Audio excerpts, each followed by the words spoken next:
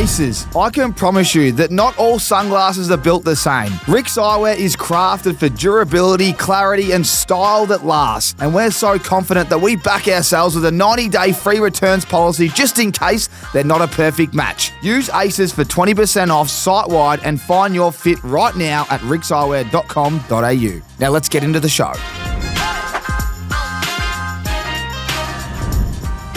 Finally, we're back in the studio. Everyone's been asking for this guest. This is something I've kept a little secret, but the pig is back in the building. Oh, good to be back, mate. Piggy, I deliberately didn't speak to you for the first 15 minutes there. Did you notice I was getting a bit quiet? Yeah, I'm getting nervous. Talk about myself's a bit awkward. But it's good to be back in here, mate. So I feel like I haven't seen you for a while. Been a while. Actually, we caught up for dinner not long ago. That was good, actually. That was a great night. We had dinner with Roquan Smith, and you're in fine form. You'd be great at that, hospitality, taking everyone out for dinner, tell them a couple of stories. Yeah, I'm glad I didn't have to fork the bill that night. It's big shout out to Elliot Forbes. He put that one down. That was good. What a star of the NFL, Ro is, and what a nice bloke. Like, I couldn't believe how he was happy to talk to us about anything. We were peppering him with questions. Mate, we're peppering. Remember, what about when he started peppering us? He's like, so Tommy, how come you didn't play as long as these boys? I was like, oh, God. I go, man, I was a bit stiff. Yeah, you ran the hard luck story with the injuries and all that. All of us were all looking at each other like, yeah. It was a good night. It was good to catch up. Oh, mate, I can't wait for the NFL season. It'll be 9 weeks away as we record this. I just saw a quarterback come out. I've watched 2 episodes. Likewise. Seen first 2 as well. Yeah. How good. And Anthea, my wife's into it too, which helps. So we sit in the, like, she likes, Mahomes, Joe Burrow and all that kind of stuff. Like, I think we watched the last season, the quarterback. And, so it's good that just once we put the kids down, we go watch that. And so it's not just a me show. Yeah, well, I got to about, I think it was like 12:30 and I'm like, I want to do one more. I'm like, I got to go to bed. I got to go to bed. So I've saved a few there because normally I just binge those ones. Yeah. Mate, talk to us. Okay, let's remind everyone. So people have been peppering me. I think I've told you this, but you don't understand. Like, I'm sure people are messaging you or they're telling you on the footy field when you're down at the Colts or you're walking around because the amount of people that go, where is the pig? I thought we made it clear at the start of the year that you've got a new job and it's stopping you from rolling in on a Wednesday at 12 p.m. But do you want to just remind them about what you're doing with yourself these days so I don't look like the bad guy? Well, I still do cop that. I'm playing local footy at Port and every weekend I cop either that's the Puch or when are you on the pod or how's Tommy? I've been busy. I was after retired from footy, jumped into the fire brigade, did the pod with you for a little bit, but it got to a point where just the 4 on 4 off structure would have been too hard to commit. And so happy with the job I'm doing, and I just couldn't commit to doing the pod anymore because it does take a bit of effort and a bit of research, and I'm not a big footy, nuffy where I watch games every week. So I actually, by the end, I was just making it up on the run, Tommy. And I think everyone knew that. Everyone was like, hold on, he's not even playing this week. So I didn't even look at the team sheet. So you won't. You might get me on the odd cameo if you need me, but for now I'm just working and spending time with finals, the family. Mate. We're going to bring you back for finals. There's plenty to talk about. Well, I was just thinking about the NFL before. I'm the commissioner of our Aces NFL League. There's a lot of work that goes into being a commissioner. I don't think a lot of people understand the amount of work and follow-up and, you send something in, you don't get much back, you got to then go again. You feel like the bad guy. Anyway, I'm not going to go on about what it's like to be a commissioner of the NFL, but you're the commissioner of the John Daly Cup. All the boys that play golf, you are the commissioner, I hear. Yeah, so for people that don't know what the John Daly Cup is, it was my excuse to get all your good mates, a lot of the old Essendon boys, a couple from Melbourne and a couple of my mates that have kind of merged into this group, they all know each other, to play golf once a year. And it's pretty much just a bit of a piss up and a real fun day. So we've called it the John Daly Cup because every drink you have is a point off your score. So, we've got some crazy amount of beers that get drunk, and we do it every year. And being the commissioner, and how hard it is to actually get all these people in the room or together on the same day, and it's chasing up phone calls, texts, and finding a date where someone doesn't have a wedding or they're not playing footy, or so it's usually around the October, November time. But then different guys have pre-season at different times, so it's an absolute nightmare to organise. But once we finally get there, it's it's one of the great days. We jumped on a bus from the city last year and down with our clubs and had a big piss up of a day and we got a big trophy and it's a big thing. You've got a jacket as well, don't you? We've got a gold jacket. We've got a big trophy. It's the size of the Wimbledon trophy. It's huge, and we engraved the names on there with the score. And I think we're up to John Daly's 6 this year. So we're finding a date in October. So name some units in this group. We've got the past winners. We've had myself, Michael Hurley, Stephen May, Thomas Bellchambers, Alex Brown, and we've got Jake Melksham. We've got another mate of mine, Cabs, Tate Pears, big in, Mark Smrigliani. The nut gets around that one, doesn't he? James Does he rock up the nut? He's very flaky, the nut. He never rocked up for us last year, did he? He came in one time, a bit underdone. He had a big night the night before and was like, this is probably the biggest day of the year. And I think he had, if anyone knows golf and Stableford, he had 6 points. Oh, wow. You may as well not rock up. So hopefully we get the best of nut this year, and because every year it's pretty hard to get all 12, and you might get a substitute in, so you might be a sub this year if you play a bit of golf. I love hanging out with the boys. My golf game's a bit average. When my brother came down from Darwin last year and played, and he said he'll make the flight down every year, so we're looking forward to that. Where do you play? Do you mix up the courses? I probably shouldn't say this. Actually, don't tell them. But do you mix up the courses? Nah, we don't. We play the same one. You've got a local track. Yeah, we've got a track that we play at. So hopefully, if they hear this, they might not let us on. Yeah, let's be tactical. Let's be smart. Let's be smart. Yeah, we were thinking about mixing it up this year, so we'll see. You're pretty handy with the clubs, a bit like your old man. He's a gun golfer, isn't he? Yeah, old man. It's funny. He's taught you a bit, hasn't he? Your old man. I remember going on the golf course with my old man like as a kid, like 6 or 7, and it would be like, he'd hit off and he'd be like, all right, you can't touch the club till hole 2, otherwise he has to pay for my rounds. so once I'm about 200 metres from the clubhouse, then he'd give me the sticks and a ball. And I really fell in love with it that way. And my brother was a good golfer, and it's kind of something we always did as a family. But I think I don't play as much now with work and 2 young kids. It's hard to get out for a whole day because it's about a 6-hour commitment by the time you drive from home to the course, 4.5, 5 hours, and then you have a beer afterwards, obviously. A couple of beers. and then you drive home. So it's hard to get that one across the line as much as I'd like. But I think I'm off 9 still. That's good. Yeah, it's not bad. I always say this with golf. It's like if you can play with anyone and not be an embarrassment. Yeah.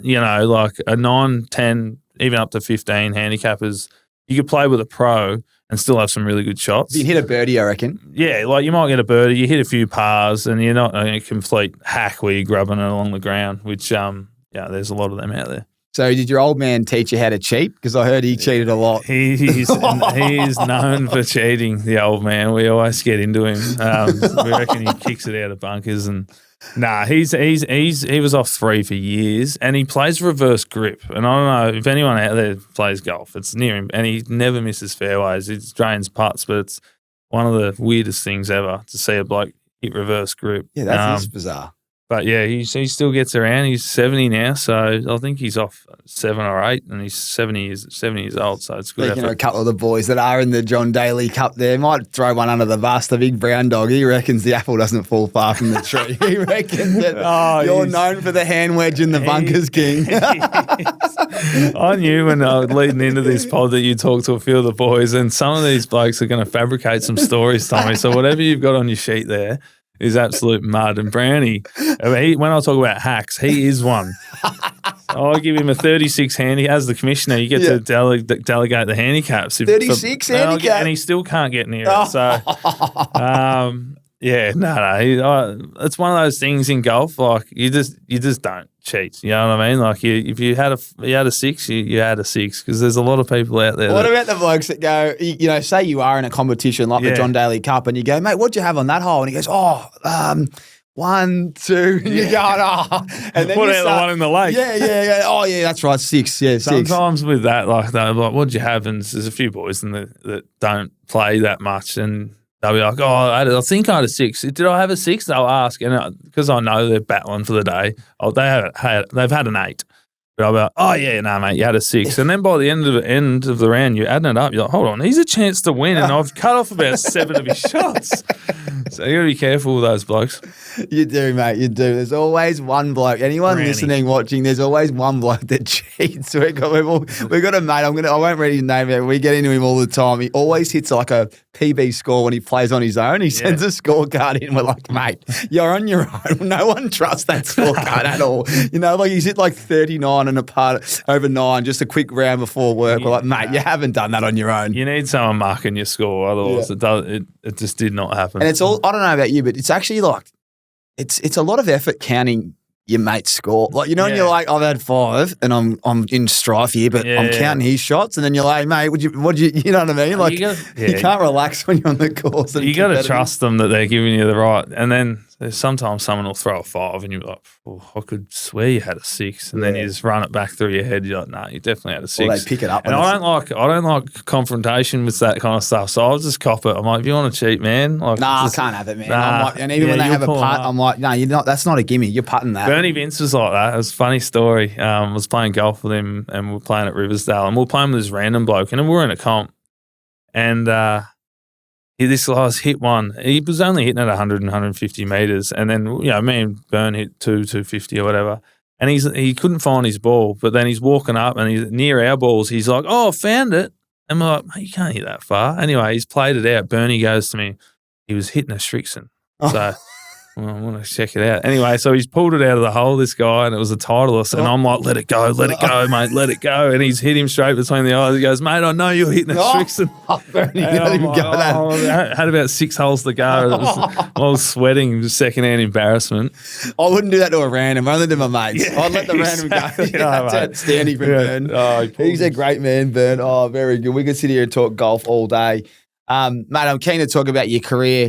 And, you know, it was an amazing career. There's a lot of ups and downs as I've gone through it, which we'll get into. But to set the scene, you grew up in as a peninsula boy, Somerville, Frankston. For anyone that doesn't know the area of Frankston, it's definitely cleaned up, but has a reputation of being quite rough down there.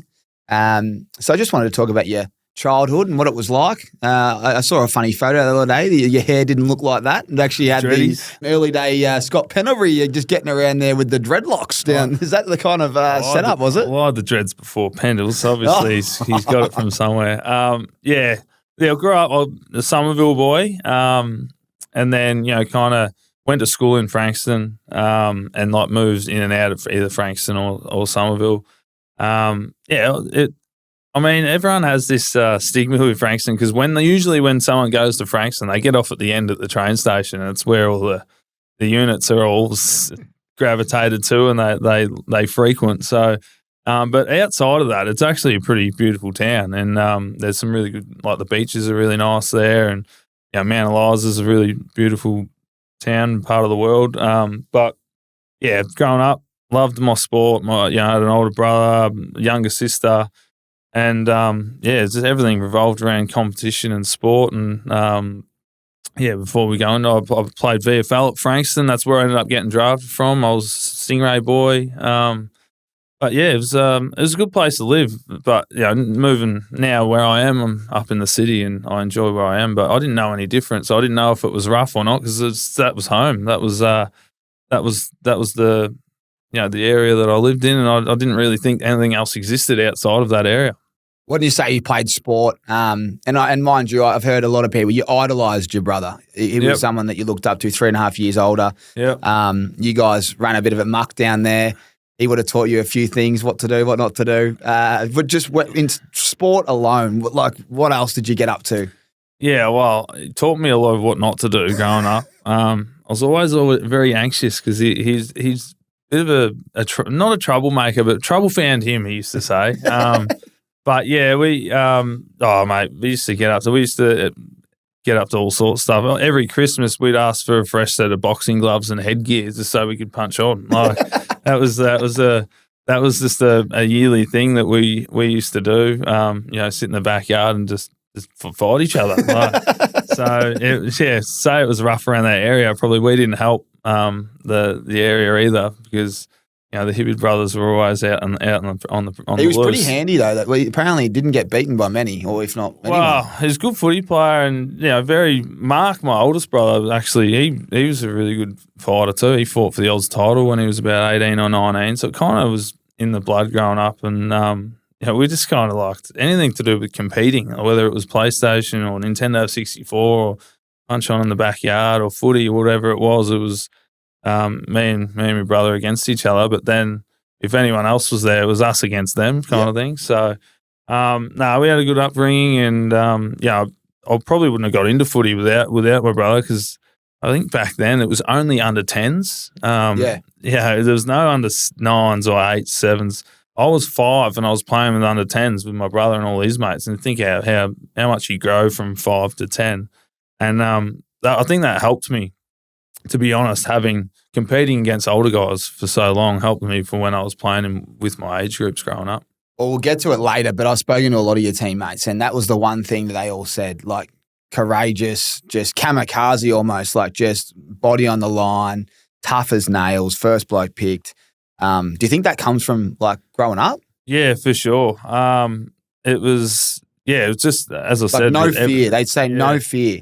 There's always fear. It doesn't matter what you do, but it's how you kind of, like, whether you do it or not, like, and I guess I'll put it into a footy perspective. You've got two choices when you're running back with the flight. It's, do I stop and pretend I just wanted to get the front and centre, or do I know I can get there? Do I commit and do it? So there are two choices you can do. And like early in my career, it was, I've got my brothers and my old man, my old man was, a bit of a tough unit back in the day, from what I'm told. I got them watching me, and if they see me shirk a contest, I don't want to embarrass them, and I don't want to embarrass myself. So it's not something. It's something that kind of just came naturally, because it was the fear of letting them down and let my teammates down.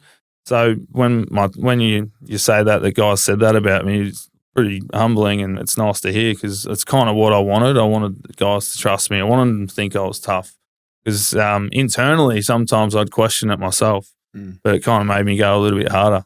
It's fascinating when I look back. I mean, to set the scene, you win a blazer. It's all Australian. It's as hard as it gets. We'll get into that later, but you're overlooked twice as a young fella. To then go on and win an all-Australian blazer, when you're 27 years old. How does someone like you get overlooked? Not once, but twice. I guess growing up, I was always like a midfield forward, a bit bigger than everyone, and like captain of my club. We win the league best and fairest and the goal kicking sometimes in the same year. And always, my thing was I was going to play AFL footy, and and I always thought I was the best. You know what I mean? But then I got to like Stingrays and the rep leagues at 16, and my old man always said, "Oh, it doesn't matter, mate. There's always someone better and tougher around the net, just around the corner." And I didn't really understand that until I started to branch out to these state leagues, and everyone was better and stronger and faster and a lot fitter. Fitness was something that I really had to work on when I got into the league, but I really struggled with that jump as a 17-year-old going into my bottom age Stingrays year, and I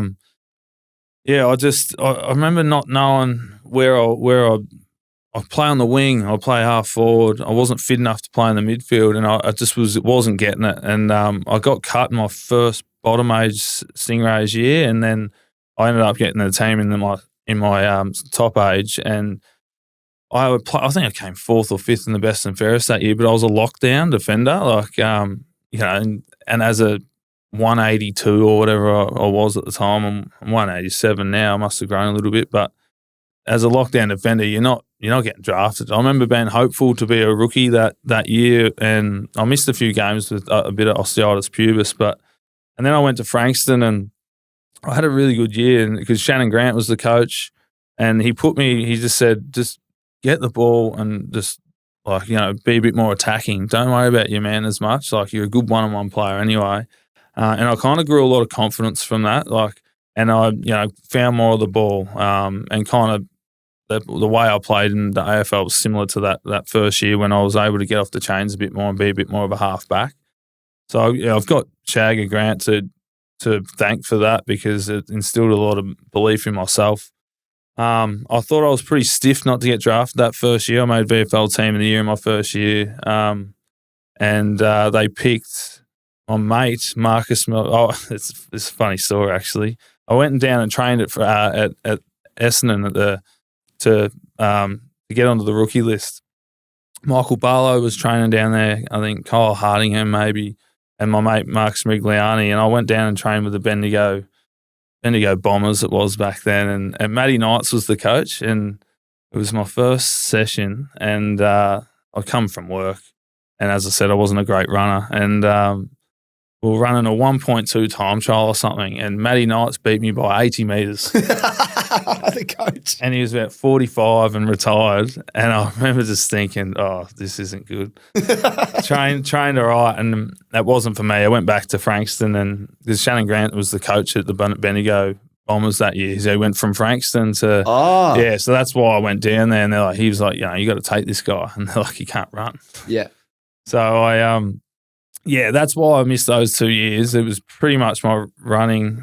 Plus, I had the dreads, and I was probably a little bit fat and wasn't as committed. And that even though I thought I had the talent, I'm kind of glad I didn't get drafted in those times because I probably would have pissed it away. Yeah, and then in my second year of VFL, I had a similar year, probably a little bit better. We didn't win many games, but I was clearly our best player, and I had a pretty good season, and I was pretty lucky they picked me up in the preseason draft. The knock on you from one source was unprofessional, and then once you got the opportunity to present yourself to the main group, they reckon you rolled in. And you'd think with the unprofessional tag, you'd get rid of the dreads, facial hair. Yeah. You're in your best nick. You've rolled in with the bag, and on the bag it said pig. Well, I had the the boys reckon they had a field day go and have a go at the new fella that's rolled in here. A lot of people ask me because where the name came from, and one of my mates from back home gave it to me when I was 17 or something, and at Frankston I was Pig. That was my nickname, and I got drafted, and I remember Adrian Adoro saying, "Come up to the club."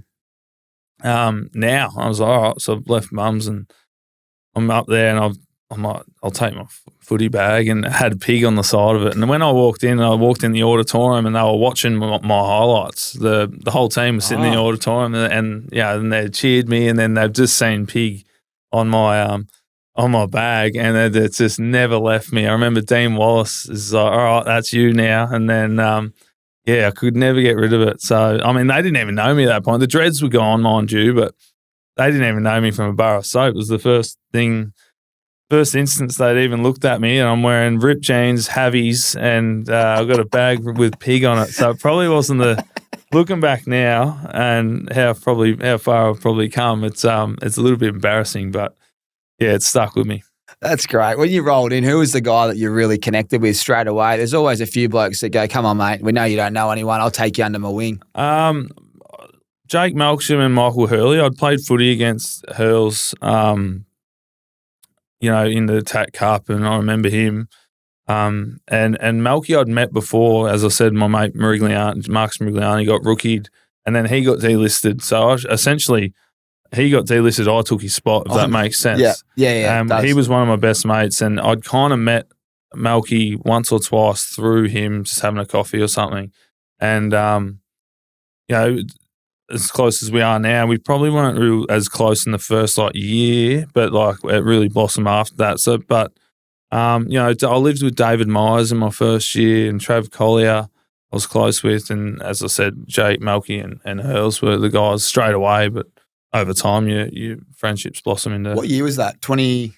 And end of 10. So my first season was 2011. So I was 2010 draft. You were pretty well. You were in the side pretty quickly, weren't you? It was. You were straight in and playing well. Yeah. I had a good preseason. Well, I mean, it was good for me because I was in a professional environment now. I could build on my tank, which I needed. And then, I was playing all the NAB Cup games back then, and we played the NAB Cup grand final that year, and I think there was 60,000 people. It was Essendon versus Collingwood. I reckon I was there because that was Dyson Heppel's first year because I was bottom age and we just played him in the Cup. And I remember going with my old man and my uncle and because he was real good. Like Hepp was my draft. Yeah, there you go. I was there watching that one. Yeah. It was at Marvel now. Marvel, it was chocolate. That's bizarre, eh? Like I was actually there watching and now we're sitting here. And like the thing is, and that's I kind of liked that at that time, the NAB Cup, because it was an opportunity for young guys to actually experience big crowds. Because now, like, you have those practice games and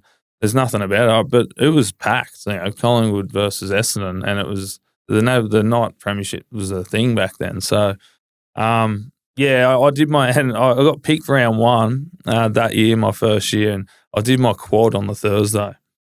And I was like, I'm going to be one of those hard luck stories where they just keep getting injured and they're emergency a couple of times, which I've heard it happened heaps of times. But yeah, well, luckily once the quad healed, I played a fair bit of footy that year. You really did establish yourself in that side. There's a few stories though that I've got, and they reckon you become a real pivotal player in the team, but 2012 is one that stands out. The boys reckon you used to almost call it pig's paddock. Whenever someone comes in, you'll just put them to sleep. And one day you had the job. Bomber had given you the role to play on Boomer Harvey, and the role was simple. Pig, when he comes forward, you look after him, and the whole team was put on the notice that whatever you do not jump on the mark. Can you remember this one? Wow. Because the boys reckon they had a field game going, don't jump, Pig, don't jump. Well, I wish someone told me not to jump. But the pig's paddock came from because I was in the back line. I was so confident in myself that I could do anything. I wanted to play full forward and I wanted them to clear out. I said, just give me pig's paddock. I'll kick you a bag. I used to say it all the time, which I knew is not the case, but that was kind of my mindset. But yeah, I had a big role on Boomer and I was Do you remember the play? I remember exactly where it was. It was at Marvel.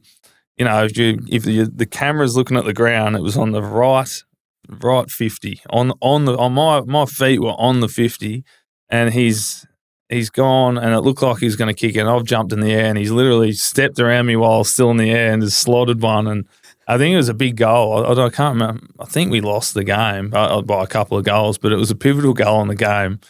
And there's, all my mates going, why'd you jump? He can't kick 55. And I'm like, of course, in hindsight, he can't kick 55. And the moment I've jumped in the air, Brownie gave you that story. I know he did, by the way. Well, Brownie did. I won't lie. He's a good man, Brownie. But he reckons the review with Bomber on the Monday, Tuesday, he tore shreds off you. Yeah, it wasn't good because a few of us kind of, the week before that, a few of us were out having a drink when we shouldn't have been, and I think this isn't the motel night, is it? Yeah. So I think that went hand in hand with Bomber's hatred towards me and a few others during that time. Let's get into the motel story because we've got a couple of classics here, and the one here is for anyone out there that doesn't know. When you play AFL, 6-day breaks mean no alcohol. Yeah. And everyone's probably broken that rule if there's played that likes a beer. Be very surprised if someone hasn't. I've got it on good authority that the boys knew that you'd be picking up the phone and trying everything to find out where the boys were going. And there was a bit of leadership at motel saying, if Pig calls, do not answer. And one of the young boys has answered and said, come to Motel Piggy, and let all the other guys down because they said, don't answer his call, and you called all of the boys. Wow. And you had a good night at Motel. You drove there and you ended up leaving your car there because you had way too many beers. I'll paint the story. I was coming back from a hammy, I think, and, it was probably going to be my first game back the next week. And I probably wasn't supposed to be drinking anyway. And then it was a 6-day break. And you're not supposed to be drinking. And then everyone, I knew there was a few boys out and having a beer, and I was young kid just wanting to have a beer and catch up with the boys. And I rang a couple of boys, and I reckon Melky was like, "Don't answer." And one of the other guys answered, and we went to a pub, had a few beers, and then went out to motel. And I did drive, and prior to this, and then I'm like, I'll leave my car here. I'm having a good time.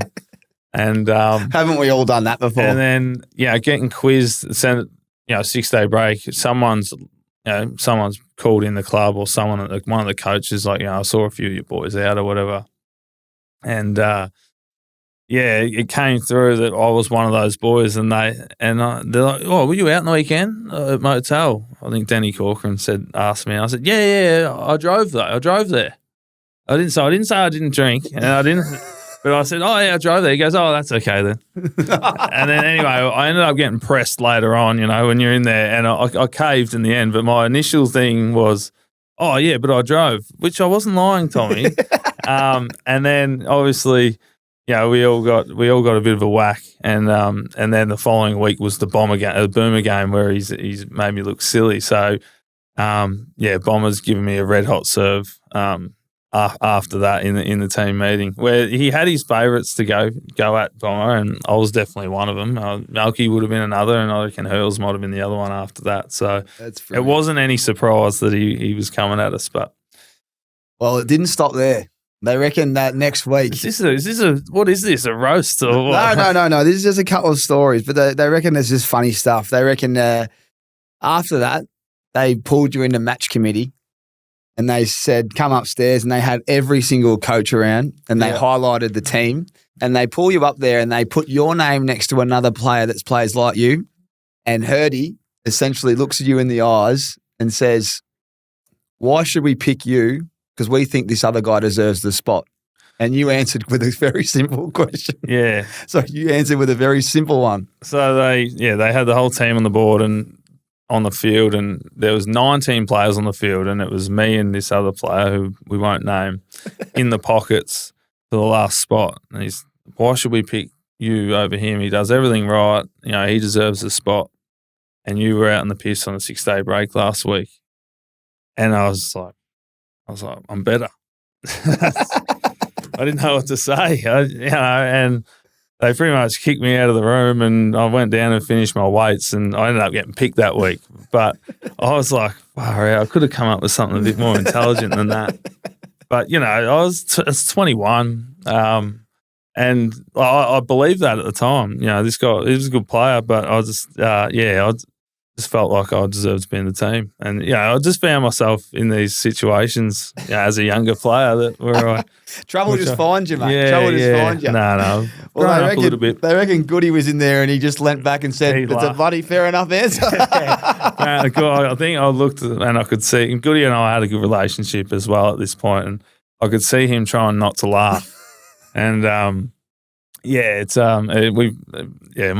Brownie would have gave you that one too, because it's something we laugh about quite a bit. It's very good. And it's something that people don't realise. Like as a young bloke, when you go into these match committee rooms, it's essentially like a boardroom, and it's just all these superstars looking at you, and you're only there if you're in trouble, getting dropped or getting selected. It's a real intimidating room. So you got to think of that room too. It's Hurdy, Bomber, Goody, Matt Egan, Sean Wellman, all Australians and really good coaches. Like, it's pretty intimidating. And then obviously you got the higher ups of GMs and stuff. So as a 21-year-old, I'm like, oh God, how have I found myself here? But it's all good fun. A good story now, I guess. Great story. Bomber was pretty tough on you though, wasn't he? Like he gave you a couple of big sprays. Yeah. What was the biggest one he gave you? He gave me some big sprays, but just before I go into some spray, he really went at me and a couple other guys early in our careers. And I remember talking to Matt Egan about it one day because it was starting to get me down.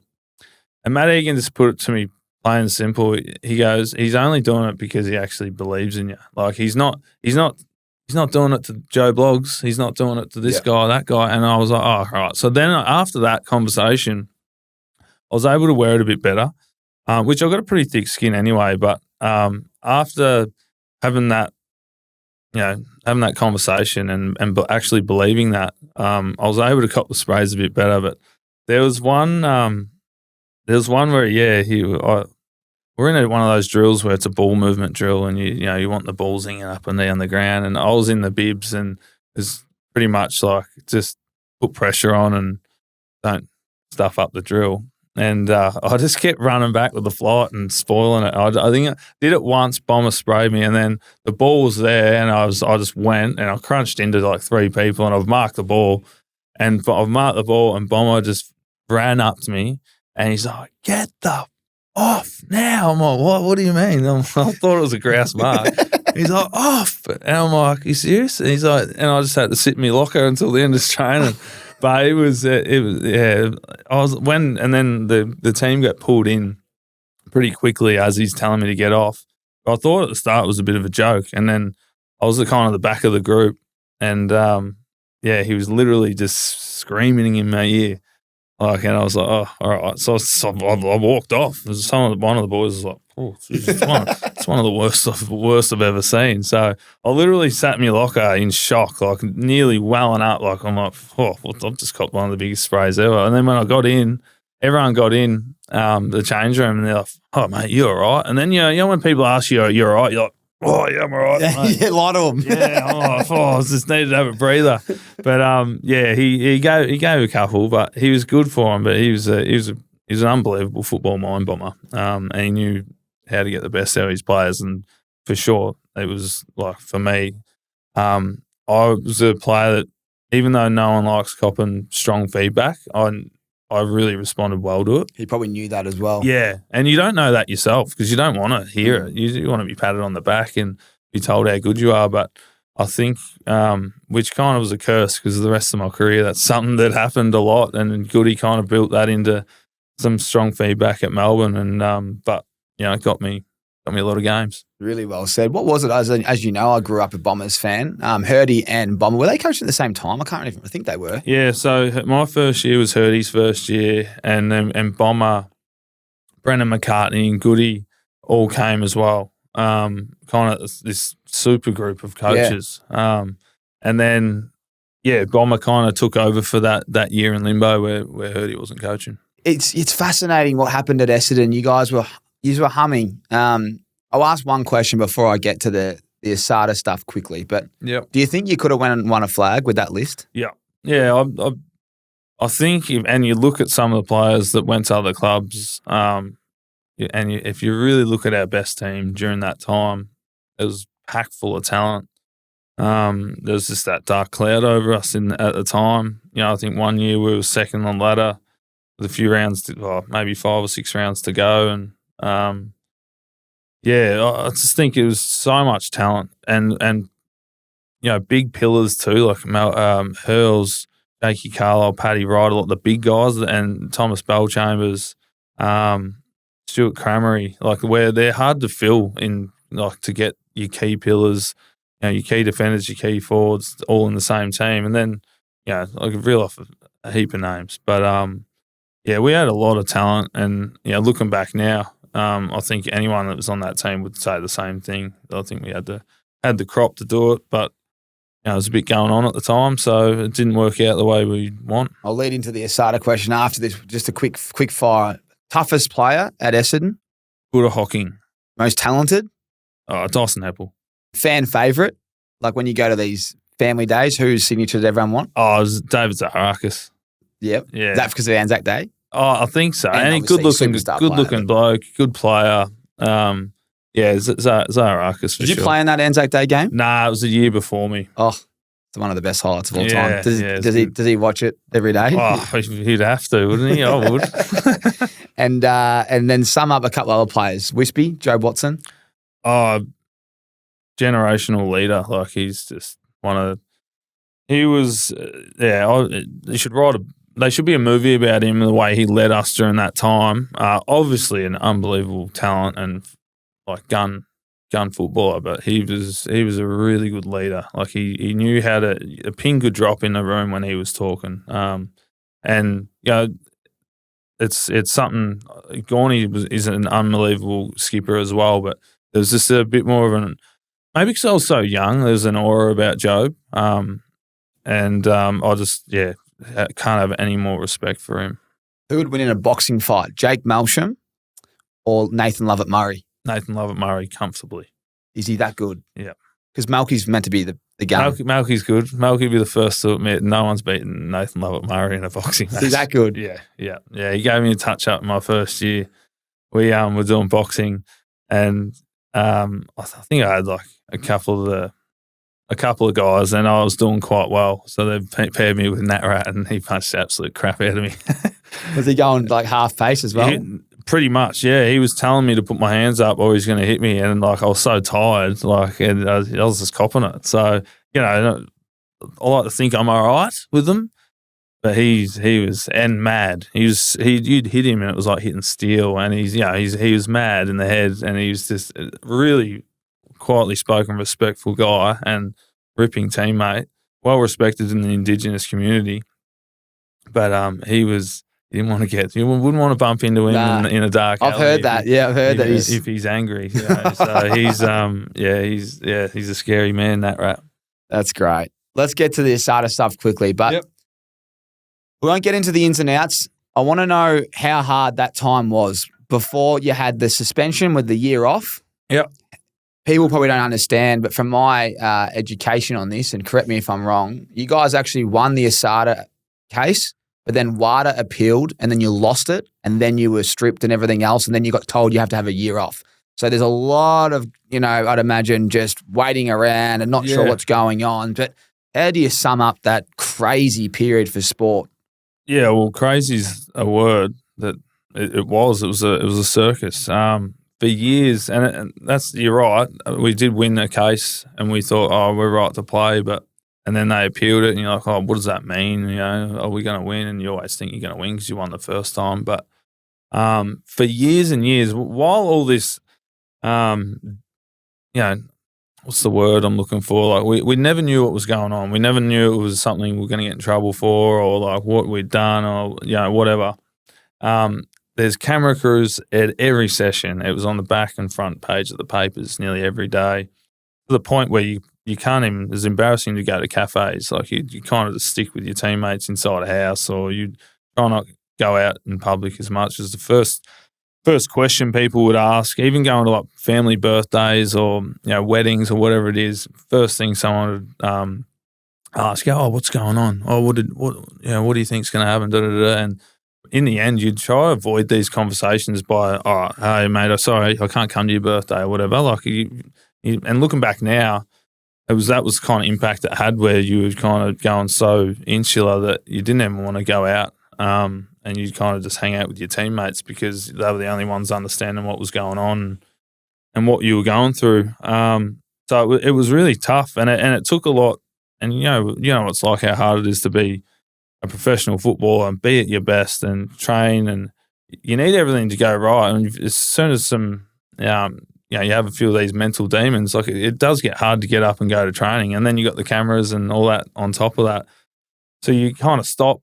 You get in there quick and you leave quick, if that makes sense. So that was tough. But the good thing was I had 40 other blokes going through it with me, so it wasn't just me. Sometimes you're dealing with a lot of this stuff on your own, and it's hard because you're isolated. But the good thing was that I could get through it because all my teammates were in the same boat, and we have incredible bond because of that time. But I think when we won the case, it was party time. We all we were wrapped, and you couldn't wait to play and have this off our back. But then when the ban actually came through, the appeal thing, I can't remember how I felt when they appealed it. I just remember thinking, what is this? But I do remember the day of the verdict, and I remember one of our lawyers came in, and with about an hour to go in the case, I think, they were about to come up with whatever it was, and he said, we're 10 goals down at 3/4 time, and they've got a 6-goal breeze. Oh. So I think at that point we knew it was no good, and then after that was just trying to pick up the pieces and figure out what the next year was, what it was going to look like, Mm. So it was incredibly difficult, but it was it was what it was, and I was glad I had my teammates to roll through it with. What was the toughest day going through all that shit? Yeah, that day, the day of the verdict, I think we, you had grown men crying. Some guys in their last year of their contracts, not knowing if they're ever going to play footy again. I don't think some didn't, and all of us were just like, what does this look like? What do we do now? Well, for so long, you were told you got to be here at 8, do this for this amount of time during the day. You go home, you stay fit, and you do it all again and you're ready to play on the weekend. And that was going to be taken away from us. But they're like, oh, so how long are we not playing for? Like, can we go to the club? The answer was no. We weren't allowed to even hand in a card to play golf. We couldn't play in any competition of any sort. So I couldn't have a handicap for golf for a whole year. It was the little things like that, which is minute in the scheme of things. But we were just trying to figure out what we could and couldn't do, and whether we had to be in Melbourne to train with the club or not. And the answer was no. You kind of had to train on your own and figure it out, and then come back in September. And it's kind of what I did, to be honest. I remember speaking to a couple other boys that went through it. Can you remember all the rules? Not all the rules, but just all the things that you were like, wow. Like you just mentioned a couple. Like a couple other ones. I remember a mate went and watched his other mate play footy, and at halftime he had to walk around the oval and not through it. Just little things like that. He's like, it was just starting to eat away at me. Yeah, I couldn't go to local footy games. I wasn't allowed on the field of any footy game. As I said, I can't hand, and I was a golfer. I couldn't hand in a score for my handicap. We weren't allowed to speak to anyone from the club apart from the players. So no coaching staff, no fitness staff, no one. So what happened was, I think someone externally contacted a trainer, Butterfint his name was, and he was the fitness trainer at Collingwood for quite a few years. They got in contact with him, and he committed to training us 3 days a week, Monday, Wednesday, Friday, during that year off, to keep us fit. And it was out at Eggs or something like that in Essendon. I was just like, I'm going through Monday, Wednesday, Friday training, and I can't go to war on the weekend. I'm not driving out here during the winter and training. Me and Michael Hurley, and he was a good support for me, and I'm sure I was a good support for him and a good friend to have during that time, because we both was on the same page of, I'm just going to do what I think is good for my body, is go for a run at the tan, and good for my mind is like train, but not train as if I'm playing on the weekend, because that was just mentally going to cook me. So we'd go for a run on the tan Monday, Wednesday, Friday, do a bit of gym, the injury prevention stuff for the hammies and stuff. And then once it become time to go full ball, in September when we're allowed to go back to the club, making sure your body's in a good enough shape to be able to not feel like you're too far behind. And that's kind of what I did. And I think that helped me a lot. I was carrying a bit of a patella tendon at the time, and I was struggling to train, but I think the dip in training and then being able to just slowly build myself up helped. So it was a strange year. And then obviously we went away. We all went away together as well. Yeah, so when you got the verdict, you decided, let's go to Europe with a few boys? Yeah, it was something we planned. I think we waited a few weeks, let the dust settle. I went to Bali with Anthea for 2 weeks, and then we got back, and maybe I was back for a month, bit of training. The boys did a bit of training. I reckon I went to 1 or 2 sessions, and then we kind of planned, we've got this opportunity here. Why don't we try and make the most of it? Like, when can you ever go to Europe in the summer, as an athlete, because you're always playing. So, and, by the time we retire, hopefully most of us are in our 30s, and by then you got kids, you're not going to do it. So it's something that it was a silver lining in that whole process. Although I was a bit gutted, because I feel like I was really building into a half-decent player, and a year in my prime was about to be taken away from me, and was. I got to do a lot of things that I'd never get to do. Go to Europe, did sail Croatia I think there's 11 or 12 of us, which was a good turnout and an awesome time. I did running with the Bulls, which was a highlight. And then and then Anthea met me, so I did 4 weeks with the boys there, and then Anthea met me, and we did kind of a different part of Europe after that. So it was silver lining in the whole process. When you're running with the Bulls, was that like, I haven't heard many people do actually running with them. It's pretty dangerous, isn't it? Yeah, it was crazy. I was the only one that ran in the end. The other boys, after you get there a couple of days early and you hear all these stories and you're seeing it, and you're like, oh, this is full on. You see how in the cobblestone streets and how tight the road was, and these Bulls are, they're wide, man. They're massive. So you're thinking, how can 12 Bulls fit through here without poleaxing everyone? And the thing is they can't. Like they go through a few people, and you just don't want to be the one that's in the way. Yeah, so it was crazy, but it was one of those just big adrenaline rush things that you only experience a couple of times in your life, and then at the end you go in there and you're letting the little baby bulls with the horn. They've got corked horns. They run in and you're kind of just in this little arena, and there's like 3 bulls running around just mauling people. So it's it rubs a lot of people up the wrong way, but it is a tradition that they do there, and it was one of the better things I've done. So, because I've only seen the highlights of bulls just cleaning up people, right? Yeah. So just help me, correct me if I'm wrong, but so are you just counting 12 bulls and then they've all gone through, or is there actually a finish line you can beat the bulls to? Like, what? Yeah. So I think it's about a 1.2K track. Essentially, they all get let out at the start, and after the last bull gets into the arena, I think you've got about 30 seconds or maybe a minute, 2 minutes to get in there before they close the gates. I wanted to get in the arena, so I kind of started about 400 or 500 meters from there, and I kind of made sure I wasn't going to be stuck on a corner where like the bull's coming and I'm wedged in on the corner. So it's footy smarts. Yeah. So when you hear them running, because you hear people screaming, like, and you hear and like the hooves are smashing on the cobblestone street, and then once people start frantically trying to get around you, you realise they're coming. You try to get to the side as quick as you can and make sure you don't get smashed. But every now and then a bull will get distance from the rest of they run in a herd, and if one gets distance, they flip out and they'll start running the other way. That's when so they all run together like that. Oh, but it turns around. But if one accidentally, like, because they'll all run together, and it's just like what they would do, they're running through the streets, and that's what they want to do. They want to get to the end. But if one trips over and then flips around, then it's mayhem. People are getting hurt there. Luckily, that didn't happen on my day. I think it was a day or two later.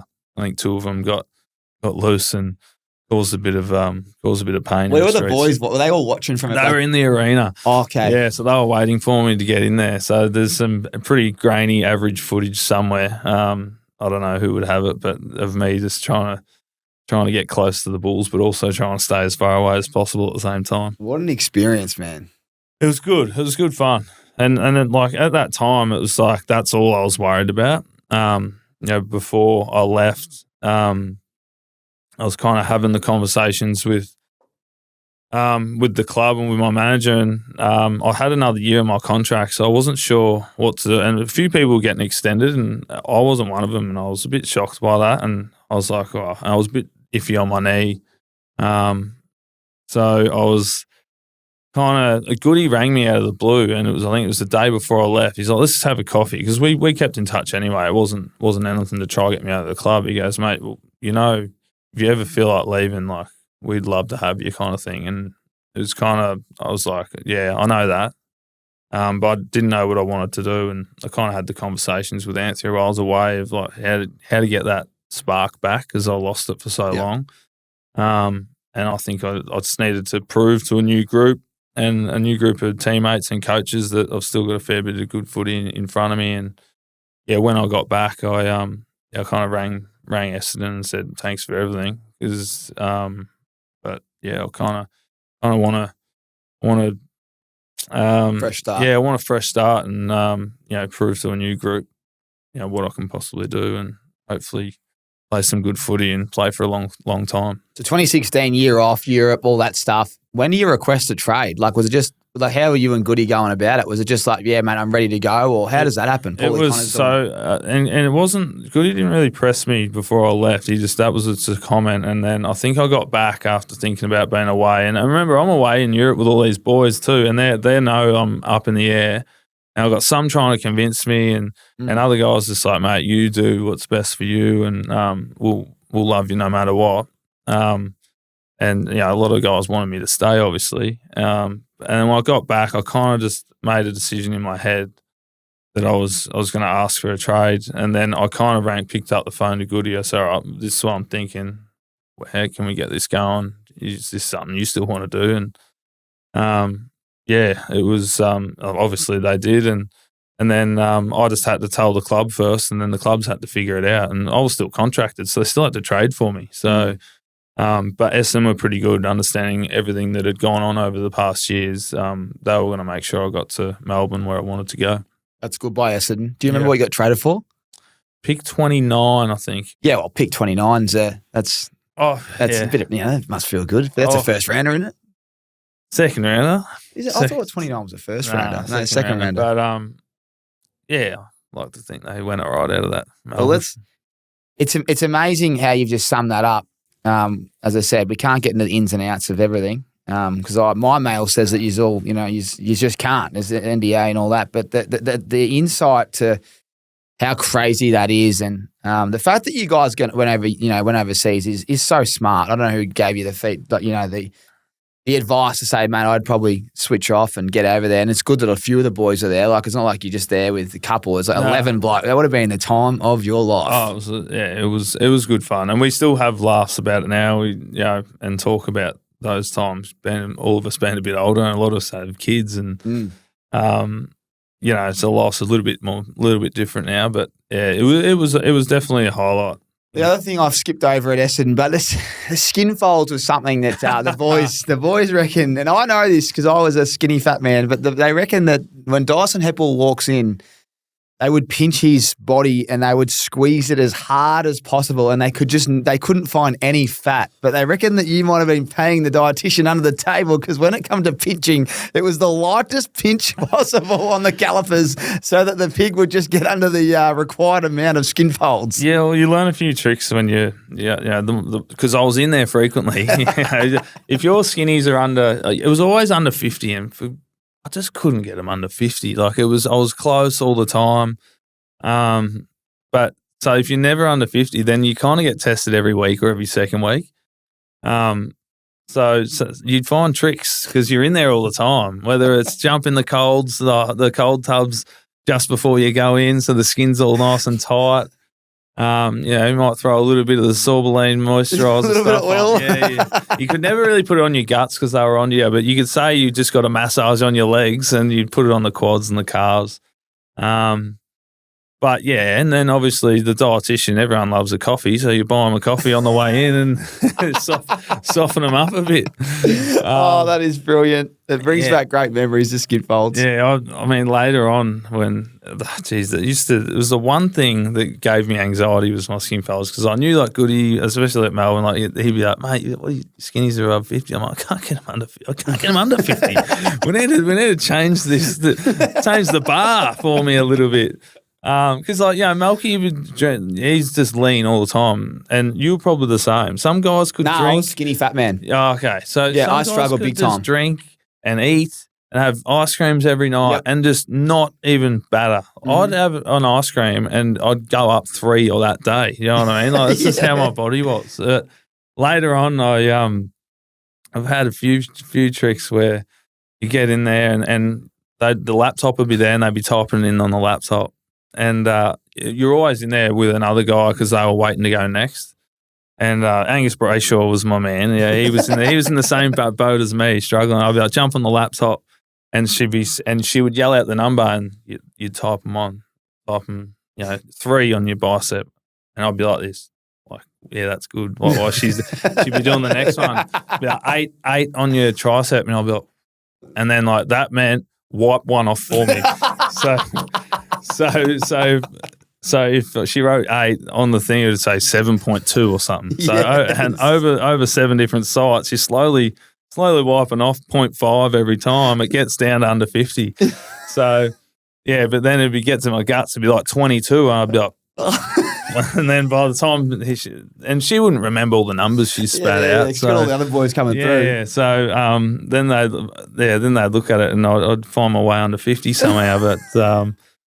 Yeah, I don't think one time I think we got busted with that, and we had to go in 1-on-1. So I've ruined that for a lot of people going forward. Oh, man, they were the tricks, man. Yeah. You had to do them. Oh, that's so funny. Brad Crouch was on here a few weeks ago, and we were laughing about the same thing. I think Sonny Walters was my man. He was really good because I was the same. I used to cop it on just the stomach and the quad. I just get murdered on the quad. and I just couldn't get the quad under like 10. And I'd always be like, you know when they do like the bicep, my bicep was elite, tricep was okay, back was 50-50, but then it was like, here comes the guts. And it's like, as soon as they read a couple of 10s, I'm like, I'm fucked. I need you to lie on the quad. Like, you got to bring the quad down.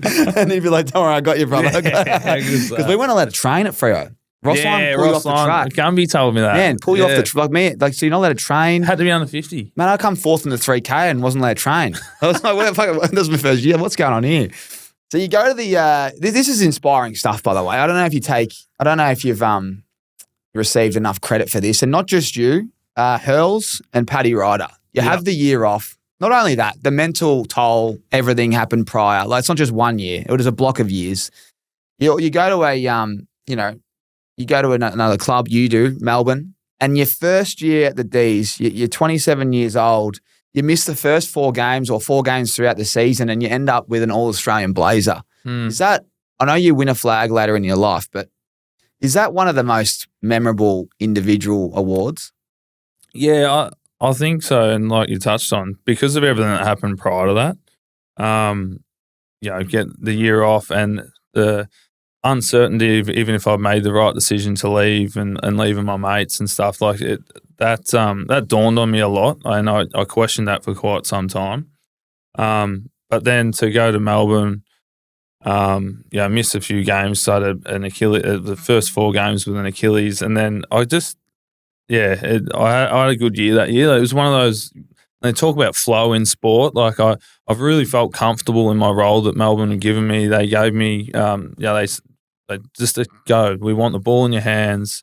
You're a good kick, and just play. And I kind of found this great balance. And any good defender or any defender will tell you, like, finding that balance of when to attack and when to defend is and when to come off your man. It's kind of this. It's a small window in a lot of moments in quarters and games that you get right. Sometimes you get wrong sometimes, but I felt like I had that balance during that year. And, I had a good year. And to be an All-Australian, I remember getting the call and just being, like, super proud because it was kind of – it dealt with a fair bit of adversity and had to build my resilience over time and to put in the work and make the decisions to get to the club.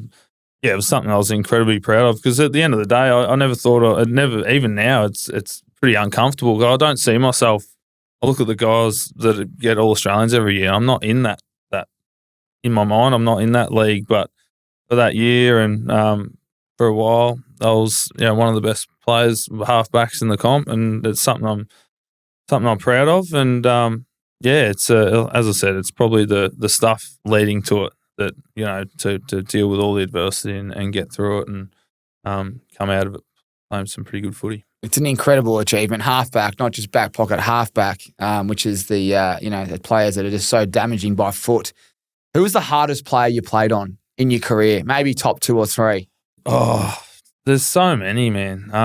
You had the toughest every week. You had the toughest role. I think in more recent times, although I had a good record on him, Dusty is probably the best player I've played on. But Toby Green's hard to play on because he's strong, he's deceptively quick, he's very crafty, and he's underrated runner. I don't know, he can run. Yeah, he's a workhorse. He just sprints a lot. But early in my career was someone like Cyril. Don't bring it up, man. Yeah, someone like Cyril. They come up today, because Hawthorn's playing Freo, and they go, our favourite moments against Freo, and someone sent it to me going, they've done your dirty king. I was like, I can't escape this. That wasn't deliberate either. I'm only playing, man. I've moved on. Well, I haven't, but we'll only talk about it every time we're together. He's a freak, wasn't he? Yeah, it was one of those players where, like, you could literally have him on toast for 3 quarters, and then he could kick 3 or 4 on you in a flash, or sit on your head or whatever it was. He's one of those ones that, like, you just, you can't relax around him. He's so quick, and you just can't even, like, find body on him because he's just so quick and agile and so smart. A lot of people always ask, it must be so much fun and awesome to play out there. I'm like, no, it's excruciating. you're literally stressed because you could make a mistake at the wrong time. It costs your team a game, or like you get 4 kicked on you, or you just be like, and I'm gassed the whole time. Like my lungs are hurting, my muscles are hurting. After the game, awesome. You're like, how good was that? But like you forget about the pain that you're in that whole time. It's really stressful, but obviously really rewarding. But like some people don't understand. Like everyone that's out there playing is, there's a bit going on in his head and he's hurting. You know what I mean? Zach Dawson summed it up really well. Like he'd have a really good game, say on like Tom Hawkins, and he's like, oh, everyone's like getting around, like, well done, man, like you played so well. And then like the next week's Buddy Franklin. Yeah. And then the next week's another superstar and another. He's like every single week for 20 odd plus finals, just anxiety, like performance anxiety, like, oh my God, I'm going to be isolated on this guy. Yep. And I'm watching tape all week, and you can't even celebrate a win or a half because you've got this guy coming up. Josh Kennedy was at full flight. It just doesn't stop when you're a backman. Yeah, it's relentless. And I think when I knew I was playing good footy is when I nearly wanted the ball to come in because I'd back myself so much. Is that a mindset thing, you reckon? Yeah, I think it's a confidence mindset thing. I was so confident at certain periods where I would win my one-on-ones that I wanted them to win the clearance. Do you know what I mean? And that's when you're playing your best footy. It was like when you actually want the ball to come to you. And then on the flip side, when you're out of it, like sometimes you want the ball to stay away from you. Don't go near me. Yeah, you're just like, oh, if I can just blanket this guy. Because there was times I played on Charlie Cameron and we weren't in any one-on-ones, like because it was just, I'd be on him. But like I kept him to goalless one game, but I'm like, I don't think he had that many opportunities. Like, and then there was games where if he did, he would kick goals on me. So, and they're the times you're like, I just don't want the ball to come near me because you got a job to keep him goalless, and you got that anxiety of like not wanting to look like an idiot. But when you're playing good footy and you want the ball to come near you, like there's nothing better. But it's pretty rare. Well, you say confidence, wanting the ball. Did Goody put that in you a little bit? Like there's something I've picked up here that you've clearly got a great relationship with Goody at Essendon, and then you've had the trust to remember one thing that he's said to you a year prior to the trade request, and then that confidence to want the ball, play attacking brand of footy, be all Australian halfback. Do you feel like that comes from the coach? Yeah, for sure. I think, and it's like any sport really, if you feel like you're needed or wanted and like you secure it within yourself, it goes leaps and bounds in confidence, and then it translates into good play on the field. And I knew that Goody had belief in me. He wouldn't have wanted to get me to the footy club, and then when I was there, that was no different. So I think coaches, to answer your question, like coaches play a massive part in developing their talent and making sure that your strengths are on show. And we used to talk about that a bit. It's like, put your strengths on show. Like, don't focus on, I can't kick on my right foot. That was never a focus of mine. It was like, I'm a good left foot kick. Just don't even kick on your right. If you need to sometimes, just bomb it on your, do you know what I mean? Like, so if you're a good mark, like let's focus more on your marking at training because that's your strength. Let's turn that into a real weapon. And I think that was Goody's strength, was getting the best out of his players and like really honing in on their strengths and making sure that they were weapons for him. Like, Jake Lever, unbelievable in set mark. That he trains that, and I think and I'm not saying any other coaches around the league do this because I don't think they do anymore. But if you're sitting there focusing on your biggest weaknesses all the time, then you're kind of taking away your one wood. Like and I'm a big believer in that, but. Obviously, there's times where you got to work on all facets of your game. But Goody was always said, put your strengths on show. It was nearly something that come up weekly, and it made people confident. I like that. Put your strengths on show. Just a real simple one for your mind. Yeah, keeping it really. And look, I think about when you're talking. I think about my own career, and there's to be honest, every week it was working on bloody ground balls because one would go through my legs. Or tackling because I was a shit tackler, but never worked on the left and right peg inside 50. Used to put it on people's tits. You know what I mean? Just too busy worrying about the ground ball. Yeah, but it makes me sick when I hear that because it's like not sick, but it's like, geez, did it a bit differently when I was at Freo. Obviously, there's things like you say, like you need to be able do ground balls, or you need to be a good runner, and you need But to it's work. good to have the coach empower that. Yeah, You know, like you work on that because you know you need to work on that, but you don't want someone to go, all right, why are you working on your marking? You're already a good marker. You should be working on your left foot. Do you know what I mean? Like that was never a thing. And it was putting your strengths on show and really honing in on your strengths was something that Melbourne focused in on a lot. you've had ups and downs of your career so far. I think the easiest way for me to pose this question is it gets even harder. Like it's probably you can answer this, but you're probably the most devastating blow of your life so far. Can you talk to us and open up a little bit about what happened that year that we went into the hub with your brother Jeff? Yeah. So my older brother Jeff, and we spoke about him earlier, 2020, we were in lockdown. And my brother's a bit of a loose unit. So he just decided it was a pretty.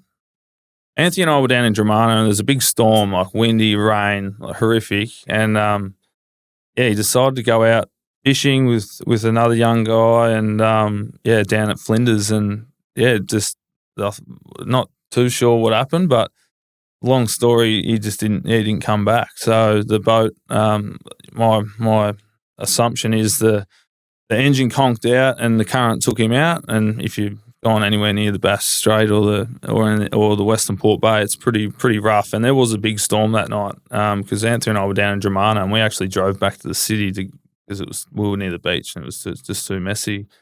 And when I got back, I think it was the night after, my sister rang me. She said, "Oh, have you heard from Jeff?"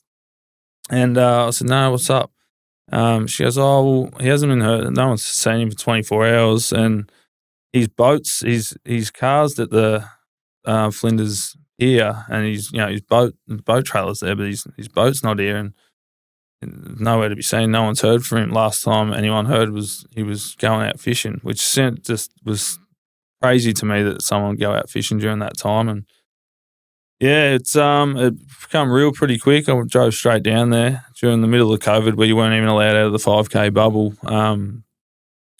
Pretty quick that he was pretty much gone. I was pretty confident, but that he wouldn't have been found. And I reckon a day and a half later, they found his boat on Phillip Island smashed up against the rocks. So that was pretty hard, man. It was dealing with. And then the hardest part was dealing with my family. Mum and Dad was so distraught, and I felt like I needed to be a real rock for them. Obviously, my little sister as well. But I become first point of call for, because my family couldn't deal with it, and they still were like months later, just thinking that he's just going to pop up.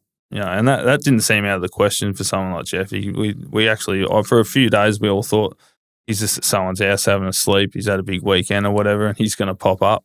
But that wasn't the case, and so that was pretty rough. Like I stayed down in Dramana for about a couple of weeks, so I could go, sort his stuff out and figure out, what to do from here and how it looks, and going forward. And then we were thrown into a hub pretty quickly. It might have been a month and a half later. They told me, you got to leave. You got to go up to.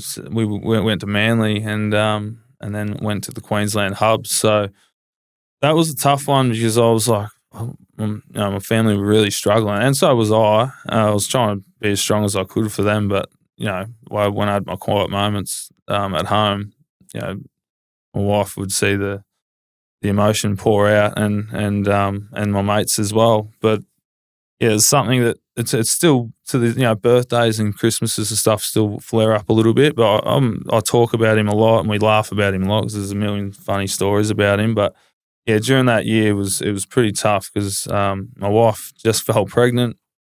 My family were at home really struggling. I had to make a decision whether to go and play footy or be there with them. And I ended up deciding to go play footy. I thought my brother, that's what he'd want me to do. I did that, and that was kind of, there's adversity, and that was probably one of the times I've like really had to dig deep and figure out, it doesn't get much worse than this, and try to be as resilient as I can. And I ended up having a pretty good year that year, but it was, it was definitely a daily struggle. I appreciate you talking about it. There's so many things I want to ask you respectfully. You spoke about adversity. What's a tip to people out there that are going through a really tough time, and something maybe that you did or someone that you hung around or something someone taught you in that time that you could share? For me, I wouldn't have been able to get through it without my mates, my wife. And for me, footy really helped me because it gave me something to focus on. It gave me goals. I still had those goals, even though that I had this going on, the grief of, dealing with my brother.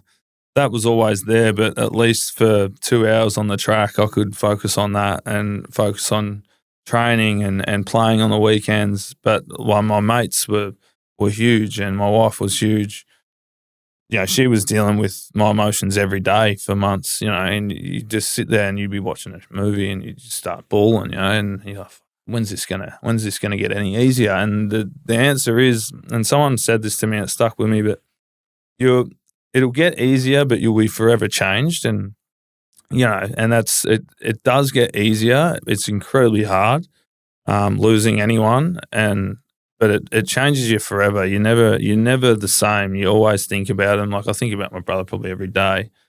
But it does get easier. I can think about him and not get emotional now, and I can think about him and talk about him without, sparking up any kind of, rock in my throat or anything like that.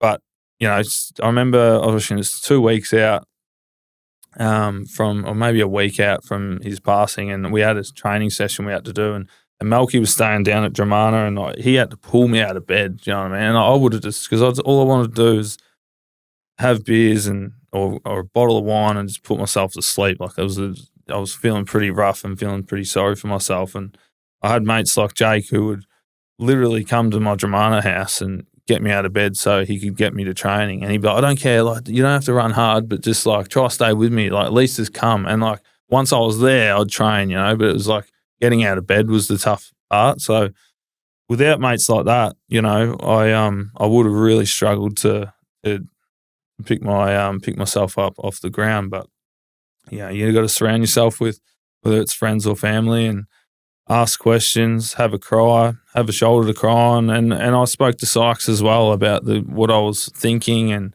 the thoughts I was having. I was having nightmares. And, I went and rather than try to bury it and deal with it myself, I definitely spoke to people about that. And I just wanted my feelings and my thoughts to be validated. And they were like, this is completely normal.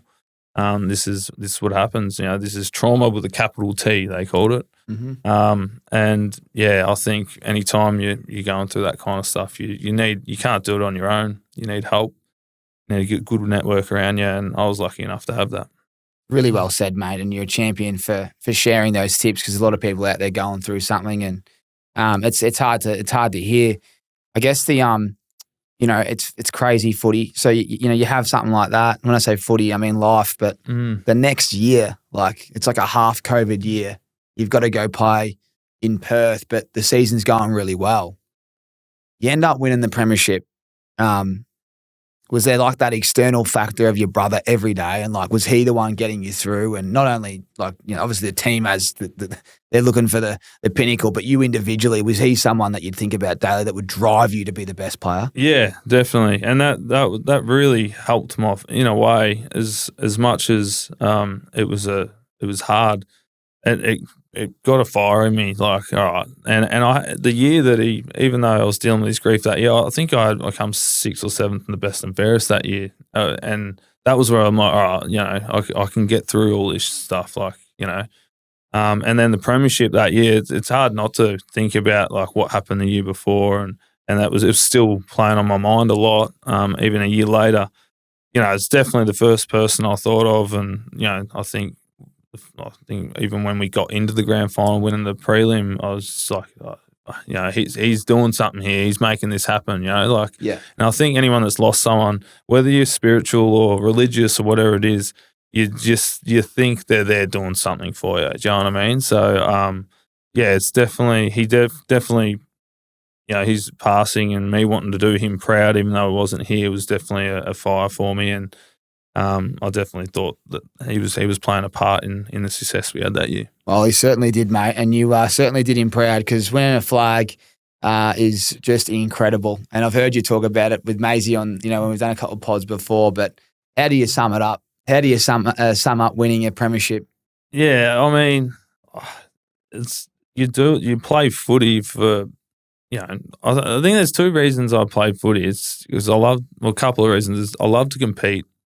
It's made me nearly every friend I've ever had. So it's the social aspect and winning. Like it's to reach that goal of a premiership, and it happens so fast. Like once you win, you're just like, and then you're on to the next thing. But like for that week, or day or however long it is, I tried to soak it up as much as I could, and and like, we had a good time. But you just think back, like all these sliding doors moments. Going to Melbourne, missing a couple of drafts. Like it's hard after when you're sitting there having a beer, like this could have easily not happened, and it did. So you try to soak it up as much as you can and enjoy it, and because it's the one thing you play footy for. It's to enjoy that experience with your teammates, with 21 or 22 other blokes. You say Job could write a book. I reckon you could write a pretty good book if you think about it. Yeah, your story has everything, and I think about blokes like you.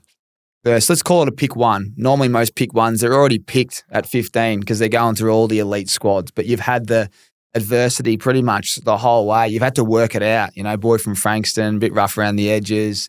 All this stuff. But you come through the other side, and I guess it's sweet that you're 31 years old when you get the flag. Yeah, there's a lot of hard work, and it's tough times that have gone through that, highs, lows. It's an incredible story. Well, I mean, in 31, I was the oldest player on the team at that time. Nath Jones wasn't playing. So I was the oldest, and it's like, it was weird for me to think that I'd rather win one at that point, because I know how much I'd gone through to get to that point, and how many, and everyone has their hurdles, everyone has their adversity, and everyone has their story. This is just mine. But and when you start thinking about all the things you got to, and then you finally got where you wanted, it's like, this is awesome. And forever I'll be a premiership player, and that's something I'm pretty proud of. Oh, you should be, mate. It's unbelievable. Well, when you win, you celebrate. And like some people say, no one celebrated better than Pig. They reckon you're a cockroach when it comes to the celebrations. You just can't get rid of him. What is it that you just love about a beer and the boys? Because they reckon you are always first there, last to leave. Yeah, I don't know. I think it's been stemmed up since I was a young fella, to be honest. Like, I just love the social aspects of having a beer, and especially after winning a flag. Like, I don't really have an off switch. Like, I just want it to keep going. Like and it's kind of sad to me when the weekend's over. When's the next one? Because you don't know when it's going to come next. Yeah. So I'm a very social person. Especially I just love being around my mates and love having a good time. And one of my mottos in life is life's all about having a laugh. Like and I joke about this with my wife because she's always like. Do you tell her this when you're on the juice cleanse and have a few beers? She always mocks me like, life's all about having a laugh. But it is, because sometimes that much shit going on in the world and in our lives, if you can't have a laugh, then what are we here for? And there's no time that you laugh more than when you've had 6 or 7 beers with your mates at a pub. You know what I mean? So why not? I enjoy a good time. I love it. And that's probably why we get along so well. Let's go through a footy trip. We posed this on the AFL show this week, actually, but best place to just take all the boys for a few beers, maybe 2-day break. 2-day break. Around Australia. If you could just quickly go, boys, we need a reset. Someone like Carlton, we floated on the show. We said they just need to go out and drink piss together and just drop all this external noise and just press the reset button. Where would you take them? In Australia? I think so, because if you go outside, it's... Airlie Beach? I think that's what Daisy said. Airlie Beach. Go. Cairns? Yep. Cairns is always good. They're probably your two. Why? A bit warmer. Yeah. Not as many, you wouldn't find too many Melburnians there this time of year. Well, you might, but, you're far enough away from Melbourne and more footy. Rugby league. Yeah, they don't care about footy. So you can kind of fly on the radar a bit more. And like it's just warmer. The beer tastes better when it's up there. I don't know. And it's a kind of fun vibe. It's kind of a backpacker town too. So younger boys can get up to their mischief. Yeah, love it. Well, you was definitely always running a bit of a muck around these post-season celebrations. Talk to me about how you end up at Joe Watson's house in your undies on a bicycle. How does that play out?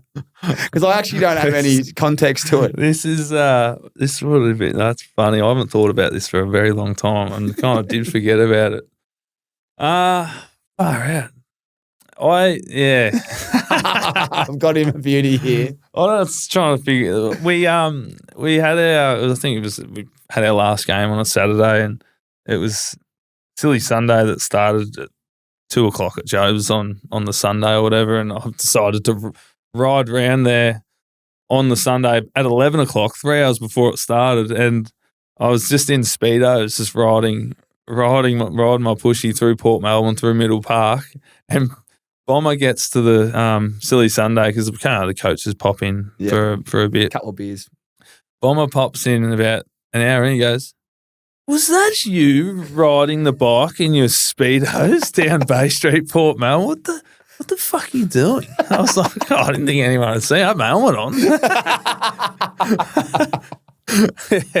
So, I'm glad Joe brought that one up. But, that was it. It was a nice warm day and I thought I'd just ride in the budgies. That's brilliant. Life is all about having fun and you would have known everyone would have, it's having a laugh, sorry. Yeah, that's brilliant. I just thought I've got to ask him about this.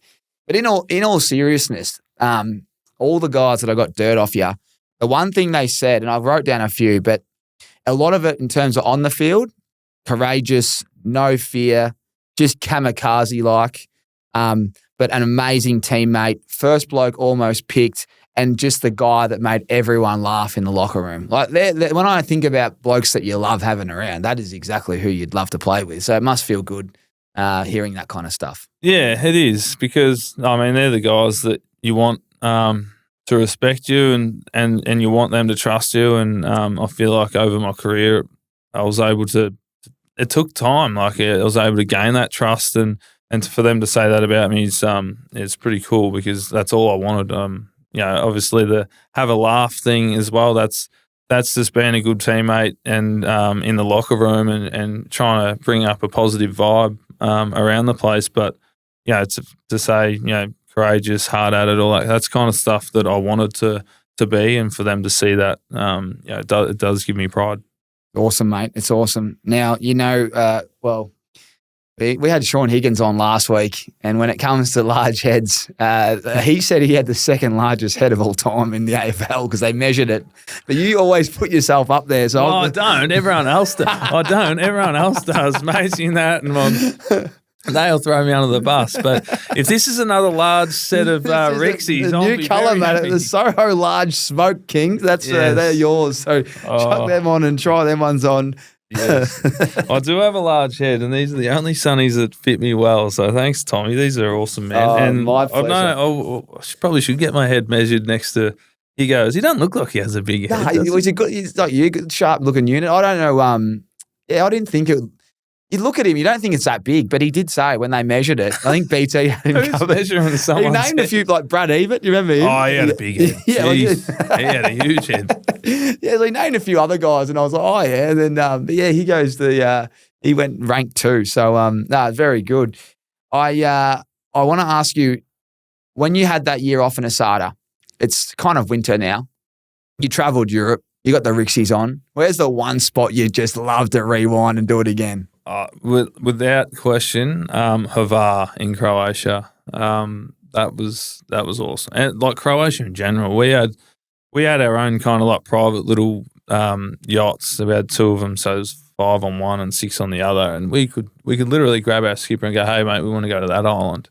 It's the most beautiful place in the world, and we got real lucky with the weather. It was pretty still and sunny and 30 every day. Hula Hula Bar in Hvar would probably be the number one place, I could go with the Rixies for sure. Oh, I like that. I like that. That's if anyone's been there, they know what I'm talking about. I've been there. I just can't remember where I was. It was Yacht Week and geez, yeah, really, Yacht Week too. It's awesome. Yacht Week is, if you haven't done Yacht Week, do it because it's on a platter. And pay for the air conditioning and the chef.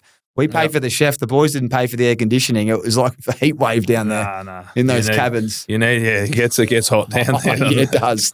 It certainly does. Now, while you got them on, I went to the pub last night and actually watched State of Origin 3. And the bloke that was serving me, great man, I forgot his name, but photographer down at the Port Melbourne Colts. But he sent some footage in. He asked about you. He goes, why isn't the pig on the podcast? I said, he's on tomorrow. He's on tomorrow for a Tommy Talks exclusive. And he sent me some footage and he reckons you've really fired yourself up for this game. Another duck medal. The great man kicking a 60-metre buzzer beater almost. Like, talk to me about that. I've actually got the footage. I don't. I've talked about myself enough today, Tommy. But yeah, it wasn't the winner. It was the sealer. But about a minute to go. I don't know who was on me, but it wasn't anyone close enough. And the big fella just launched one from 60 and put it through. And another duck medal. And what did you say when you won the duck medal? Hey, for the big sticks. You might have told everyone that you're drinking for free tonight. The coach said I drink for free, and I didn't oppose it. Put it that way. So I had something on, so I couldn't actually tuck in. But made everyone. I made sure everyone knew who kicked the winner. Put it that way. Hey, duck. Put them through the big sticks.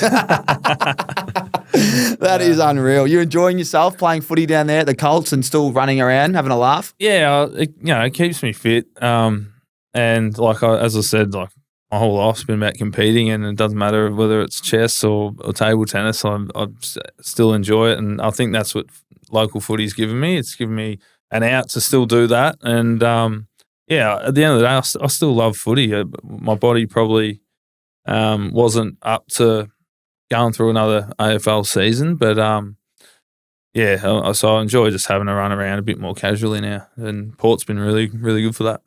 Tell you what, your fashion's improved. I think the old Malky reckons you're the Addy Pig. I reckon this is the best dressed I've seen you. Well, I had to put the best on for Tommy. This is it. You're looking sharp. Mate, what an amazing chat. It's so good to see you always. We always, once we always have a laugh when we're together.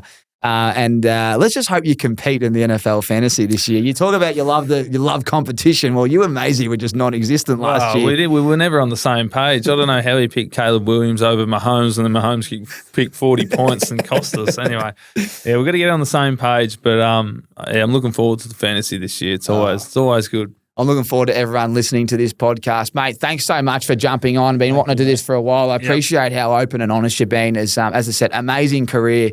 Incredible. You should write a book, and you and so should Job. You both would have amazing work and amazing stories to tell. But to everyone that tunes into these podcasts and to everyone that's reached out about the pig, well, it doesn't get any better than that. So I know you want him on the weekly pod, but you've got the exclusive there.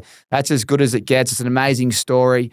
Adversity everywhere, and it's a All-Australian Blazer, premiership, and an ultimate teammate. It doesn't get any better than that. So Piggy, thanks so much for jumping on, mate. Thanks, and to everyone that tunes in, thank you so much for your support. We hope you're loving these podcasts. Hit subscribe, and we'll see you next week, same time, right here on Aus American Aces. Cheers.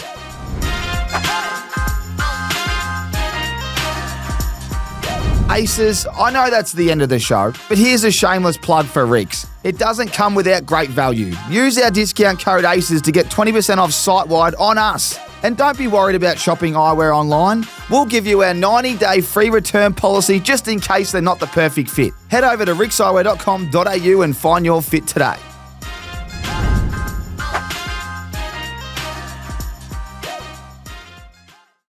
You need your bodyguard to be quick. And Gas is as quick as they come. Still, he's not as quick as a PointsBet app where I can place my same game multi before he's had a chance to even... We'll call that a draw.